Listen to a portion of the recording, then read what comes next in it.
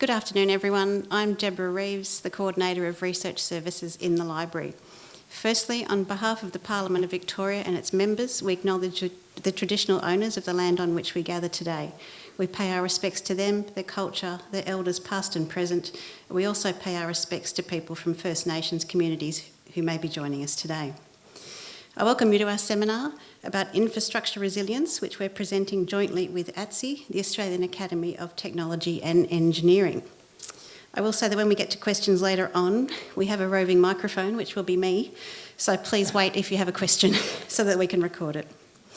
Our moderator today is Professor Sandra Kentish, who is Chair of the ATSE Victorian Division Committee and a Redmond Barry Distinguished Professor at the University of Melbourne. Over to you, Sandra. Thank you. Thank you, Deborah, and it is my great pleasure to moderate this very timely science and technology presentation on infrastructure resilience. And you could ask, why is this such an important discussion for us to be having? By 2050, the annual economic cost of natural and climate change disasters, things like bushfires and floods, in Australia is estimated to more than double from an average of $18 billion per year to $39 billion per year. And of course, cyber attacks on infrastructure is a further area of concern. Clearly, we need to ensure we're prepared, capable of responding to such events. So it's my great pleasure to introduce two eminent speakers on this topic today, both who've had distinguished careers in these fields. Our first speaker will be Emeritus Professor John Wilson. John was until recently the CEO and DVC of Swinburne Sarawak, and prior to that, the Pro-Vice-Chancellor of the Faculty of Science, Engineering and Technology at Swinburne University of Technology. He has over 40 years' experience in industry and academia and a research and consulting background in earthquake engineering, structural dynamics and structural engineering. And he's currently the Council Chair for the Centre for Pavement Engineering and Chairman of BD 611, the committee responsible for the earthquake loading standard for Australia. Our second speaker will be Louise Adams, who's the Chief Operating Officer at Aurecon, where she oversees performance across each of Aurecon's Australian, New Zealand and Asian business groups. As a chartered civil engineer, Louise has over 20 years' experience managing and designing works in both civil and multidisciplinary projects in a total of 15 countries. I won't read them all out, but they're as diverse as the United Kingdom, Iran, Malaysia, Singapore, Pakistan, Libya and Qatar. She's also a member of both the National Advisory and Fiduciary Boards of Infrastructure Partners Australia. Louise received numerous awards, including the Sir John Holland Australian Civil Engineer of the Year in 2023, and she is an elected Fellow of the Australian Academy of Technology and Engineering. But I will pass over to John to commence presentation. Thank you. Look, thanks, Sandra, very much, and good afternoon, everybody, and good to have you here, and really nice to be here. And we hope after this hour together that you sort of leave the room with a bit more knowledge than when you arrived here. So I know our talking is very short here, then we'll have opened up for questions. First off, it's about infrastructure. If you think about infrastructure, it really is a backbone of any developed nation. So it's when you think about our energy systems, our transport systems, water systems, and telecommunications. It really is very, very fundamental. And we certainly must make sure that our infrastructure can sort of at the best operate during some of these more extreme events. So when it comes to design, we design for improved performance from extreme events, first off to protect life, and then to minimise the damage, and then aid a speedy recovery. It's in sort of two parts. The first part's really about mitigation, and that's the prevention and preparation, so that we actually have our infrastructure which is a little bit more robust, a bit more resilient. We use our codes and make sure that all our designs are code compliant, and we have a good regulatory environment. And importantly, for each of these assets which make up the infrastructure, that we really ensure that over the useful life that they are well maintained and they don't go fragile, but they've invested in and maintained over the useful life. Now, in the event of an extreme event, we would then move into the response and recovery. And that's where we do need really effective emergency management systems. We need community engagement. And of course, with all of this, we need a fair amount of money to facilitate all this. When we talk about extreme events, we can divide them up into two parts, right? Natural hazards and the human instigated hazards, which we call the anthropogenic hazards. So natural hazards, we've got earthquake, got wind, got floods, bushfires. Some of those we can work with codes, some of those are to do with planning as well. With the human instigated hazards, you can think terrorism, war, 9/11 for example. We can talk about industrial and civil accidents, and sometimes that's just through ageing infrastructure. I've seen many bridges collapsing in Europe and the US just through poor maintenance of that infrastructure. And that comes down to the ageing infrastructure. And then of course, much more recent, but becoming quite pervasive are the cyber attacks. So we've got to, work with these hazards and identify sort of the risk of these hazards and then the cost to mitigate, and then come out with some sort of balance out of those things so that the cost to mitigate doesn't dwarf the actual risk involved. And so it's an inexact science, and that's a challenge of engineering when it comes to designing for these systems. I'm now going to just talk briefly, very briefly, because this could go on for hours, right, on the earthquakes. But I just want to give you a snapshot using earthquakes as an example of how you'd sort of design for extreme events, which we call low probability, but very, very high consequence. And many people say in Australia, well, we're away from the plate boundary, we don't get earthquakes. Well, we do, and we're not silent, but we're quiet. And you can see from the tectonic plates there, we're away from the boundaries. 90% of earthquakes are on the plate boundary, 10% away, and we're part of that, away from that plate boundary. But our plate is actually very compressed as it's moving up northwards at about 75 millimetres per year, heading north. And these are some of the earthquakes that have happened over the last 100 years. You can see they're scattered. About 1 magnitude 5 every year, 1 magnitude 6 every 5 to 10 years, and the biggest we can get is around about magnitude 7, just from the size of the faults we have in our country. But we don't know where all the faults are. And this is an example of an earthquake magnitude 6.8 back in 1968 at Meckering, and that's the rail line running over that fault line. And it's an amazing picture for an Australian context. So, low probability but high consequence event. So how do we design for this? So what we try and do is we say, look, if we have a design event, we'll allow damage to happen, but we've got to protect life. And that's the important part. So some people think that if you have a design event, you get no damage. That's not the case. We really are trying to protect life. To actually create no damage will be prohibitively expensive. So we focus on life safety and we go for a cost-effective approach. And that we think that's a cost-effective approach for these sort of lower seismic regions. And that photo there is actually out after the Newcastle earthquake back in 1989. It's just a small magnitude 5.6 event, but a bit of a bullseye. So how do we design for this in the Australian context? Well, we have Australian standards, so all our structures nowadays are designed for that. The standard's not retrospective, so we have a lot of older structures not consistent with that standard, but anything new built will comply with that. And we have a very good commentary, and if you want any bit more, there's a nice little website there to download that free of charge.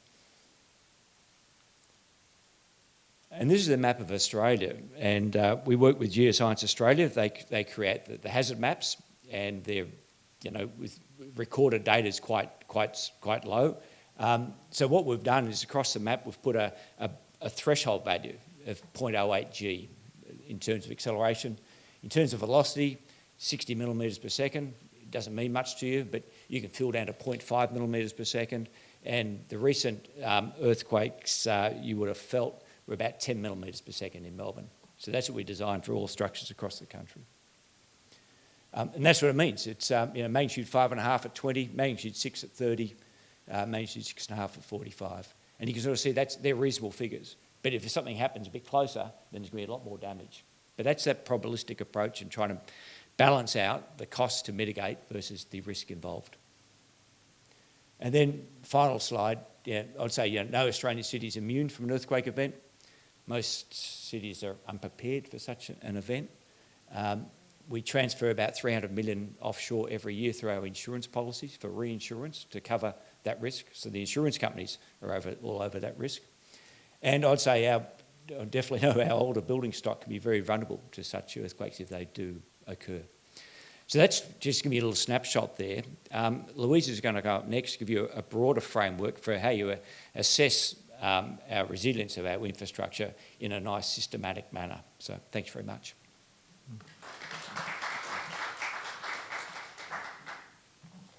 Thanks, John, and thanks everybody for having us today. As Sandra said, my background's civil engineering, but more specifically, I've spent most of my career looking at stormwater management and flood mitigation and worked all over the world on many projects looking at that, as well as a number of projects focused on emergency relief in the wake of significant flooding events. So this is a topic that's quite dear to my heart. Just reflecting on what John just said around earthquakes and, this concept that we have infrastructure asset systems that are not designed to cope with earthquakes. Maybe the earthquakes that we have in the future occur in places where we haven't even seen them before, and therefore we certainly haven't even considered it in design. But the reality is, and one of the major risks for the country is that 90% of our existing assets were not designed for climatic change. And that's today, notwithstanding what we might see change into the future as we see an increase in things like flood and fire, earthquakes, and then these other events like terrorism or accidents or attacks off the back of technological advances.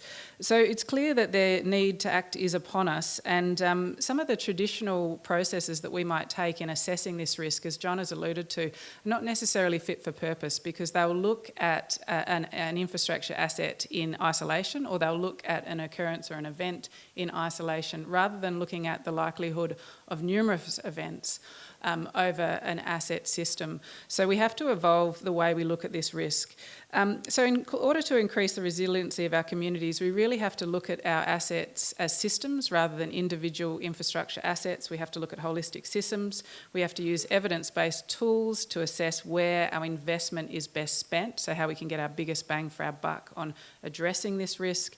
And then bring the resilience risk discussion to the fore through the planning and policy making processes, so really bring it up front rather than always trying to retrofit it in at the back end. And then also ensure that all of our processes and procedures that we have through the life cycle of that asset, whether it's in the policy or planning, the design, the construction, or even through maintenance, really support this concept of greater resilience as an outcome.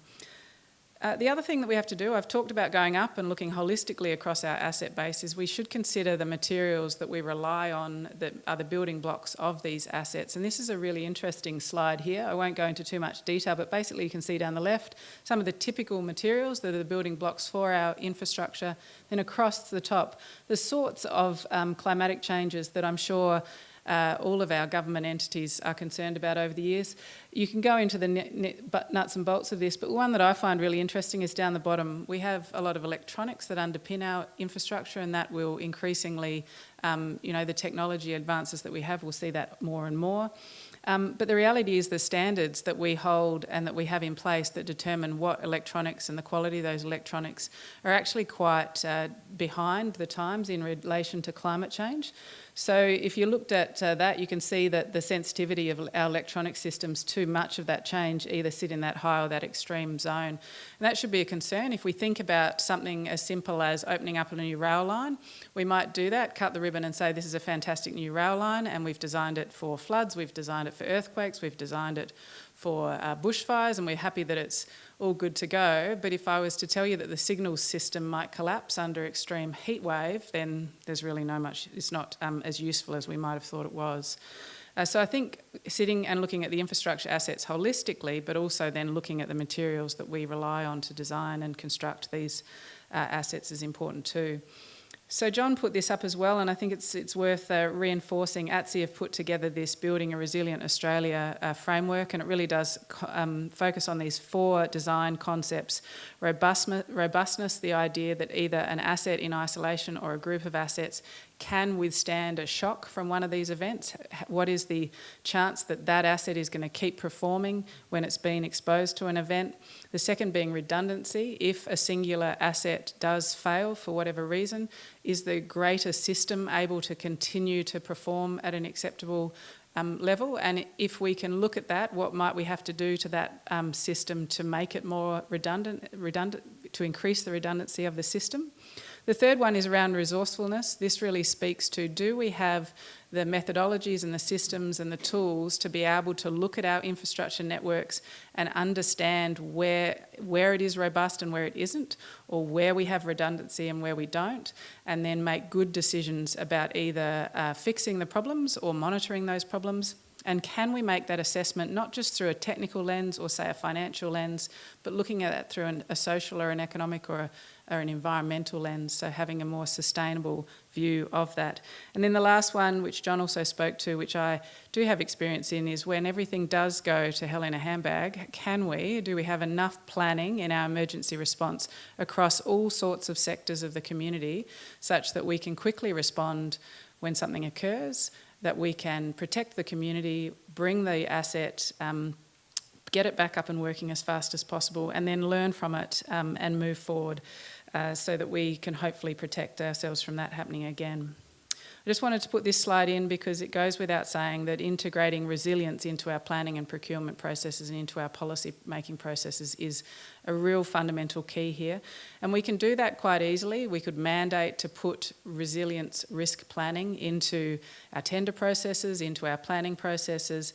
But if we do that, if we take that easy route, which I think is a perfectly valid route to go down, but then we have to make sure that we structure up everything around that through the life cycle of that asset to support the ability to do that. An example might be that we can mandate risk resilience into a tender design, say, for an infrastructure asset, but we have to make sure then that the way we go and procure that design or that construction allows for innovation, it allows for the time that this might take, it allows for the investment into trying to do things differently than we've done it in the past.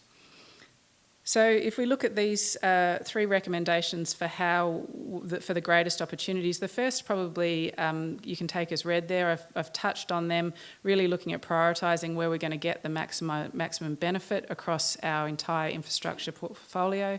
And the second piece really around the need to act now, because every time we delay action on this piece, or every time we don't go and fix something, this problem's only going to compound and get worse.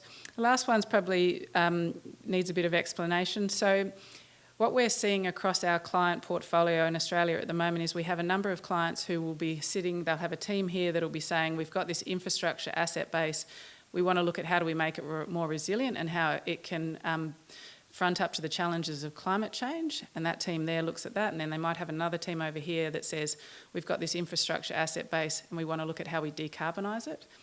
The trick is we need to bring those 2 conversations together. That'll make it incredibly more complex, but the value return to that client, or in the case of government, to the taxpayer, ultimately to the taxpayer, will be significantly more. And then I just wanted to touch on this to finish off. We did a piece of work for the United Nations in creating an infrastructure resilience scorecard at a national level so that every country could look at the maturity of their infrastructure sectors and systems when it came to climate change and resilience. And we've applied that scorecard to a number of different countries across the world, and we applied it to Australia and New Zealand. And unsurprisingly, what we've found here is the underinvestment to date in infrastructure resilience, not enough focus on this idea of cross-sector dependencies for resilience and what that looks like, so not looking at the holistic system. And then to John's point, the idea that standards that we design to and underpin our infrastructure development are somewhat lagging in what they need to be set moving forward. So I might leave it there and hand back to Sandra. Thank you, Louise. And we will now open for questions, so please think about a question you might ask, and I'll open up if I can. You both touched on the importance of standards, building standards, materials standards. There is quite a fairly laborious process, from what I understand, of setting those standards. How do we need to change that system to allow more rapid response to some of these issues that we're facing? Look, thanks, Sandra. I actually chair one of SANS Australia with the earthquake standard, and we try and update our standard probably every 5 to 10 years, depending on what changes are there to make it happen. But it is a very slow process. I agree. I find the whole thing quite bureaucratic. To instigate a change, you've got to put in a proposal that you want to change, and then that takes a year to approve. Then you get your committee together and you make some changes, and then you've got to do a cost-benefit analysis on everything that you're recommending for change, and that goes to a regulatory impact statement to the Australian Building Control Board, and they say yes or no, you can do this and this, but not that one there, and then finally you get a change, and then when it goes, within another 3 or 4 years, gets caught up in the National Construction Code.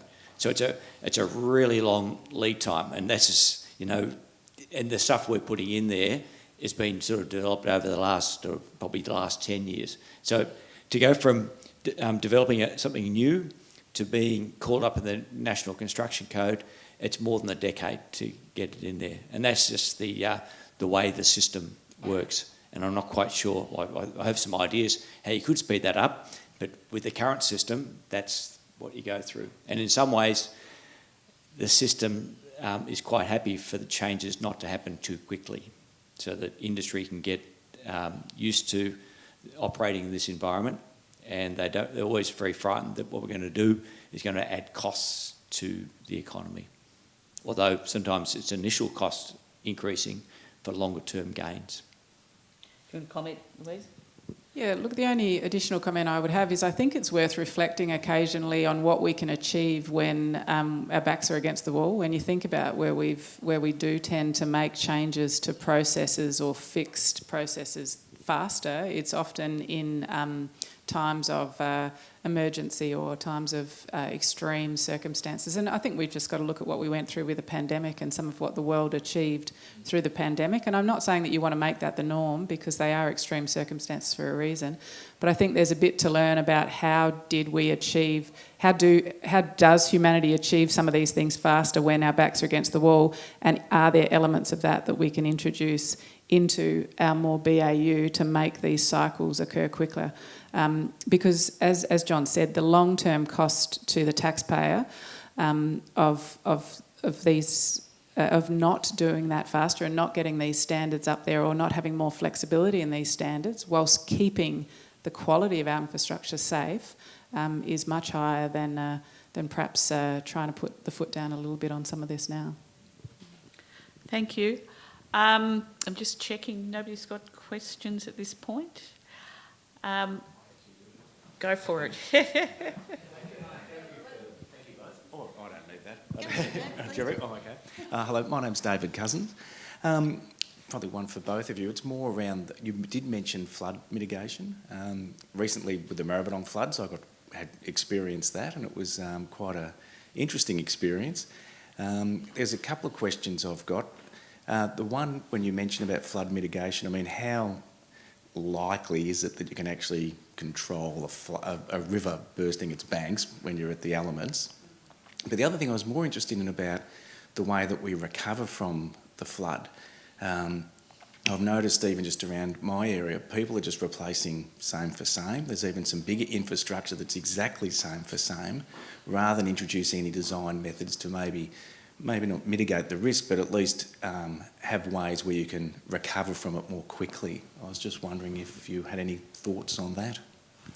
Yeah, look, I'm happy to share some of my thoughts first. I think actually the sort of way you think about it systematically for mitigation is probably the same for recovery, which is to sit there and say, how do you look at a house and what might the mitigations be for that house to try and make that small, as an entity more robust to the point. But then how do you go and look at how do you make a street more robust? How do you make a community more robust? And then really the same way with earthquakes, you really have to look at the probability and likelihood of events, but you need to be able to predict that, particularly with flooding, that we're seeing what once might have been a 1 in 100-year event happen much more frequently, which goes to the standards piece, because our standards will always look at historical data to predict that rather than forward-looking data. So I think, and again, I think when it comes to mitigation, we've got to have a really honest conversation as a society of where we will and won't build in and around rivers and floodplains, because ultimately, we see across the world where we've built on floodplains or eaten into floodplains that this is where a lot of the problems occur. Now, where we've already got existing communities on floodplains, I think then in the recovery effort, it's a little bit the same. How do we enable each household to have a recovery plan for themselves, and what might that look like? What might it look like at a street level, at a community level, and sort of build it up from there? Where we have extreme circumstances, and I would say in regional Victoria and regional New South Wales, we've probably seen that recently, where we have communities that are almost on a regular cyclical basis yearly, if not a couple of times a year, being flooded, then I think that's where a government at multi-levels have to step in and say, what are we going to do? Is it viable that this community exists here? And how do we have that really difficult conversation about what that might need to look like? So I think it is difficult. Again, if we had a blank piece of paper to start with, we just wouldn't build in these places.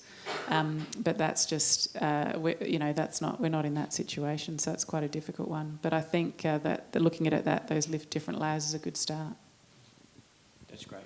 Look, thanks, Louise. I would probably just reiterate, a lot of it is just to do with planning, and if you're not going to relocate a community for all sorts of reasons, with a flood, it's really a levy to keep the water out. I mean, there aren't too many solutions there, and I know we've got a bit of that in northeast Victoria right now.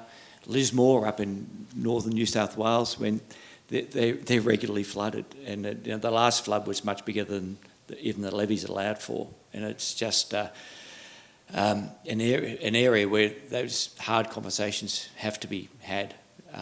And in some ways, insurance might even drive that, because many of these people can't get insurance for their homes if they do rebuild there. And so the insurance company's going, obviously the risk is way too high for those premiums. So. Yeah. And you've both talked about the fact that standards can take a long time to change. The government, at both state and federal level, is really one of the biggest procurers of both materials, and you touched on the importance of materials, and infrastructure. Is there a way that governments can improve their procurement processes to react to some of these situations and to be a little bit more innovative and a bit more responsive to these systems? Yeah, look, I think when it comes to standards and specifications, there can be a flexibility in the procurement process, the freedom to be able to, through that procurement process, potentially, put some of that standards on the table, and with a very well thought out process, for certain circumstances, be able to adjust some of that. Looking to international standards and asking ourselves, is there a gap between our standards and the international standards, and why might that be? And if something works overseas, I think we can sometimes be quite parochial in Australia, and often when we have international providers come into our patch, that's the first thing they'll say, well, hang on a second, we've done this forever over in Europe, why can't we make it work here? So I think there is certainly things that can be done through the procurement process. I definitely think innovation, unlocking ways to not only give the time and space and flexibility for innovation, but almost to incentivise innovation through our procurement processes is critical for infrastructure, because often when we go down some of the pathways that certainly tick the box of increasing competition in the market. Sure, we get that. But what those same procurement processes do is they shut down innovation and they almost push consortiums to just repeat what we've done before, because we know how to do it. It's, we're carrying a lot of risk. We know that this will work. We know that this will minimise our risk. It means that our PI insurance is going to be safe, or our construction insurance is going to be safe, and so we just keep churning out the same stuff. So I think providing the space and the time for it and then incentivising it is a good step forward. And that's so comprehensive. Thanks, Louise. I'll probably just add one thing around the pre-planning. I mean, the more pre-planning you can do, the more thorough you can actually do your conceptual designs, where you build in all these things, then you can actually make the changes when the asset gets constructed and delivered. But if it's all too rushed at the very start, then I think you will be going back to more of those standard type solutions, and you don't always get making that sort of asset future-proof for significant events that might happen down the track. Just check, any other questions have appeared? Otherwise, I've got more. Yeah, go for it. Hi, thanks for your time. I was wondering if you could think of any success stories from overseas that, in terms of infrastructure resilience, that you think that federal or state governments or even local governments could kind of see as inspiration for how they undergo all of this stuff. I think you mentioned Europe briefly. Yeah. I think often when you've had a disaster and then you do the rebuild, you are very thorough, and I've seen that with many cities that have been heavily damaged by, for example, earthquakes, and then they get rebuilt. And there's such an awareness in the community that they don't want to rebuild the same way. They want to actually innovate and create structures which can withstand the shaking and not get too badly damaged. And we saw that in Christchurch. We see it in many cities around the world, particularly in the higher seismic regions. So sometimes unfortunately, it takes a tragic event to change practices like that. And when that happens, there's a lot of momentum from the whole community, the whole system to make changes. Right. I think the other one that comes to mind from a sea level rising perspective is probably Singapore, and the investment that they've made there into looking at, they've got a lot of reclaimed land and they've spent a lot of money really looking not only for today but trying to predict quite conservatively into the future of how they protect Singapore from sea level rises. So, and even beyond that, they spend a lot of time working on their asset base or on their country around this connection that I talked about between we've got to go on this journey of protecting against climate change and climatic events, and what does that mean for our infrastructure, and connecting that with the decarbonisation journey. They're probably the one that stands out to me that I'm not saying they've solved it, but they seem to have that in their sights they are they are incredibly good planners in terms of being able to plan their infrastructure and look long term. And I think that long term piece is an important thing for us to call out in the Australian government context is, how do we get that real long term view? I mean, in some of the Asian countries, it's kind of a 100-year view, but I think for us, we even need to get that 10, 20, 30, 40-year view very clearly articulated. If I can take the opposite angle, where have you seen it done badly? And I know in particular, during our pre-briefing, you talked about people who hadn't built in redundancy into their systems. Can you perhaps give a few examples of where there's been disasters which have really had a much greater impact than they should have from that point of view?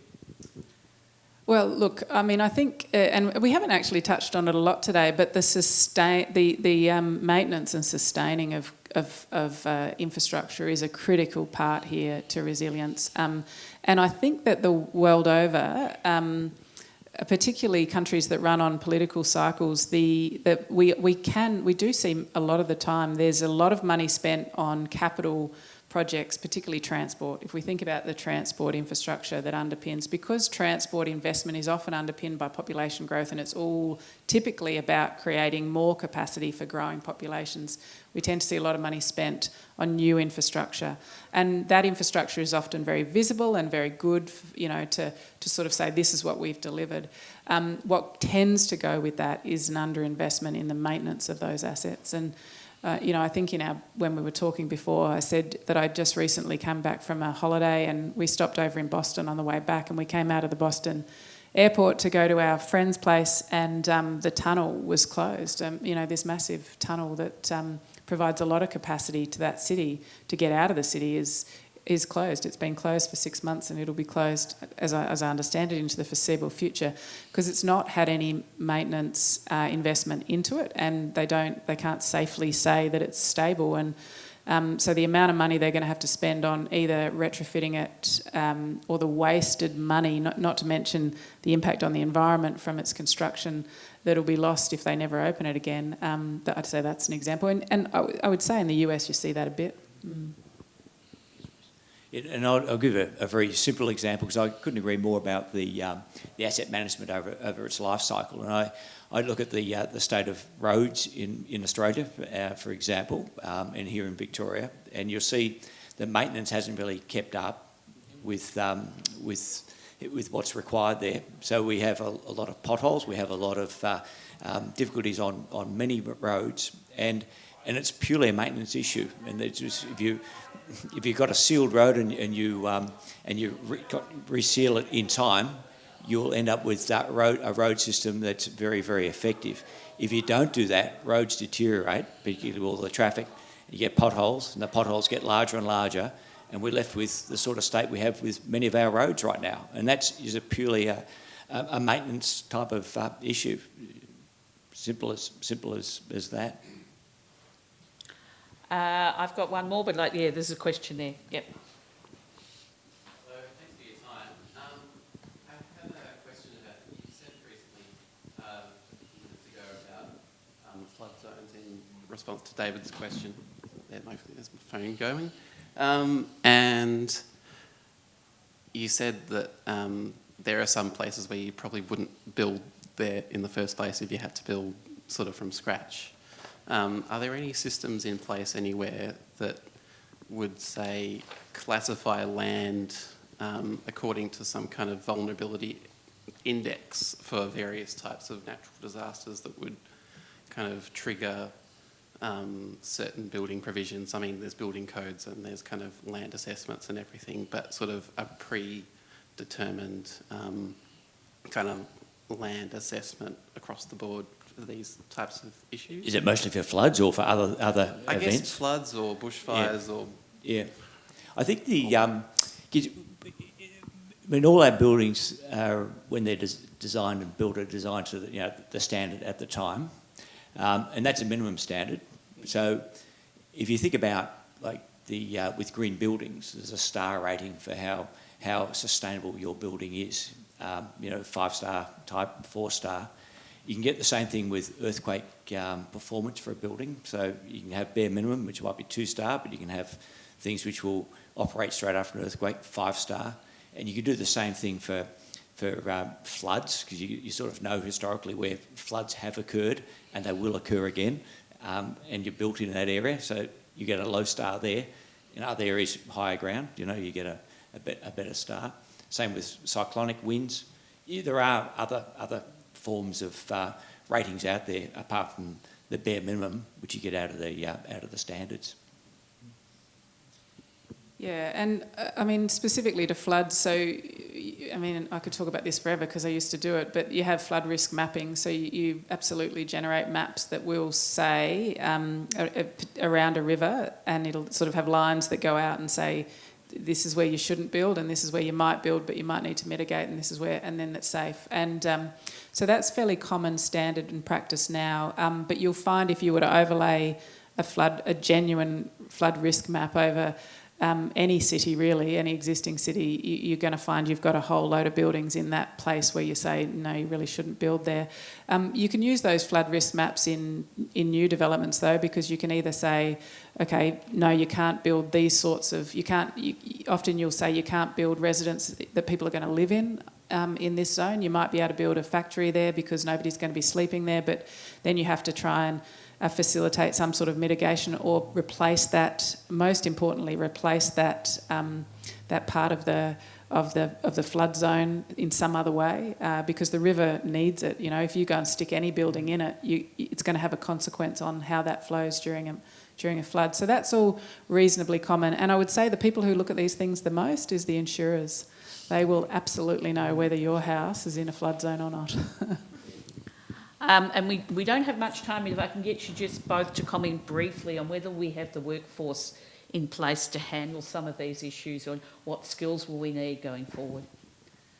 I might start with that Yeah. one, Louise. But yeah, look, it's a real burning question for us. I know a lot of our infrastructure is delivered by engineers, and in engineering we have a workforce which is sort of ageing. We're actually not getting enough new engineers into the system, so therefore we rely a lot on skill migration to fill the gap.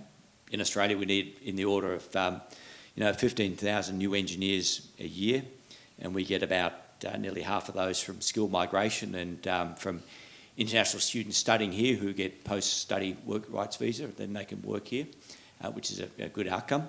And then we have our domestic students.